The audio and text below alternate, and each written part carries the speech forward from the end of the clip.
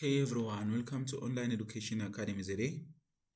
On today's lesson, we'll be adding matrix A to matrix B.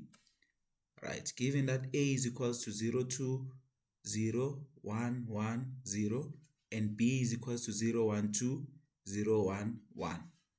So we'll have A plus B. When you add them together, it's going to be equals to the matrix. So what you can do, we're going to say 0 plus this 0. 0 plus 0 is 0. And then we're going to say 2 plus 1, which is going to be 3. Then we have 3 there. Then we have 0 plus 2.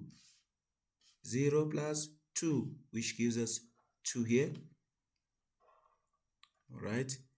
And then we can have 1 plus 0, which is going to be 1. And then we can have 1 plus 1. 1 plus 1, which is going to give us 2. And then we can have 0 plus 1. 0 plus 1, which is going to give us 1. So when we're adding 1 to the 0, then we're going to get 1 here.